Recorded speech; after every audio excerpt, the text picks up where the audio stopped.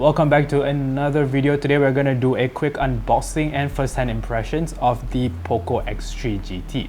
Now in its native China, this is the Redmi Note 10 Pro 5G. In Malaysia, it's being put into the POCO X3 series, making it the flagship model of that series.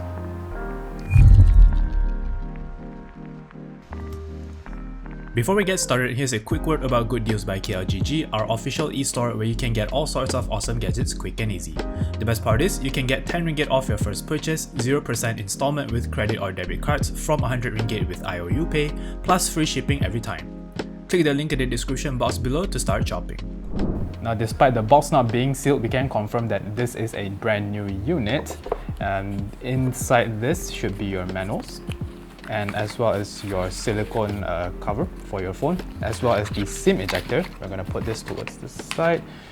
You also get a bunch of stickers that you can place on your phone or your backpack or your laptop, and it's all just POCO stickers. We're going to move on to the phone itself. As you can see, this is a brand new unit, still in its cover. I'm going to quickly turn this device on and then leave it to the side. We'll get into how the device looks like in a bit, but before that, let's just take a look at what else you get in the box.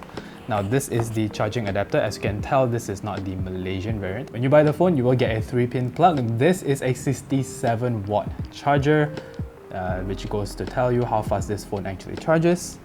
And of course, you have your USB-C charging cable. No headphones and nothing much else to speak of, so let's get into talking about the phone. Now the phone's out of the box, let's quickly take a look at the design. As you can probably already tell, it doesn't look like any of the other POCO X3 smartphones because it has the square camera bump as opposed to the circular one right in the middle as you get on its other siblings.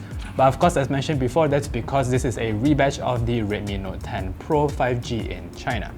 Speaking of the camera bump, if you look closely, you see silver accents along the border of the camera bump here to add a little bit more flair. Now, if you look at the topmost portion of the back panel here, you see a silver, almost mirror-like finish that gradually becomes black towards the bottom. And if you look even more closely, you can see sort of silver speckles of what I thought was dust, but it's not. It's actually part of the back panel design. And if you look closely, it actually looks really nice, sort of like granite, premium granite, if that's a thing. Now, in terms of how it feels in the hands, it feels great. Despite being a large phone, it only weighs 193 grams and has a 8.9mm thickness. The curved edges on the back panel makes it easy to hold. It doesn't do anything particularly special, but it's not offensive at all. It feels good in the hands, and it should fit in your pocket really easily as well. The display that you get here is a 6.6-inch IPS LCD panel that pushes a full HD plus resolution and 120Hz refresh rate that of course you can change in your settings like so. Simply head to display and it goes from 60 to 120 in a single tap. It also has a 240Hz touch sampling rate. So swiping across the screen, browsing social media, it will feel very responsive. When it comes to the panel quality itself, colors look great. It supports DCI-P3 color gamut, and so far while watching videos on this, well, no complaints. On top of all those features, what really makes it a flagship device is of course the use of the Corning Gorilla Glass Victus panel. That is of course the strongest piece of glass you can use for a smartphone display right now. Next, let's talk about audio. This comes with a dual stereo speaker setup with support for Dolby Atmos, and I'm pleasantly surprised at how good it actually sounds. At max volume, it doesn't crackle. On top of that, there is actually pretty good amount of depth as well. The bass is actually not bad.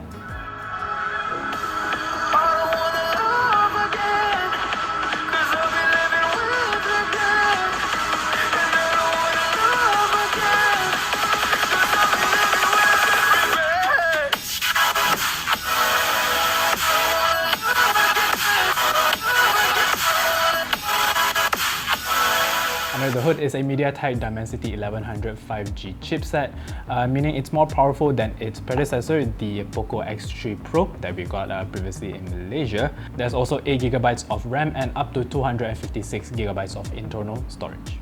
This is a powerful enough chipset to handle all your mobile games with no problems whatsoever, with the exception of Genshin Impact. We're not really going to test out the chipset in this video, but there will be a review of this phone coming up where we will go into more detail about how it performs. When it comes to photography, it has a 64 megapixel main lens, an 8 megapixel ultra-wide lens, and a 2 megapixel depth sensor. And after taking a few shots with the phone, and as usual of a phone that has a Xiaomi photography software, colors are usually always a little bit oversaturated, but on this device, dynamic range is actually not bad and details are retained quite well. Even in 64 megapixel mode, you see lots of detail as expected. Over on the front is a 16 megapixel selfie lens that honestly looks pretty good. Even when you turn on the bokeh mode, the background object separation is actually pretty decent. It doesn't eat up too much of my hair. But yeah, the subject matter itself is very detailed. I'm actually pleasantly surprised at how well the selfie lens performs here. But of course, this is just a very quick hands-on of the phone. We will go more into detail about the photography performance of the phone in our official review coming soon. Powering all this is a massive 5000 mAh battery that supports up to 67 watts of fast charging. Now, as mentioned earlier, the charger itself does come in the box, so I reckon charging up a battery this large should take about an hour, maybe less with that kind of fast charging support. POCO X3 GT looks like quite a promising phone. I can't wait to actually start using it and present the review to you and let you know actually how this phone performs across the board. Now, at the time of recording, we actually don't know the official price of the phone yet because it hasn't been launched, but do stay tuned and keep an eye out on our comment section or description box below, where we will tell you the pricing and availability of the device. So let us know what you think about the POCO X3 GT down in the comment section below. Remember to like and subscribe to our channel. This is Victor signing off.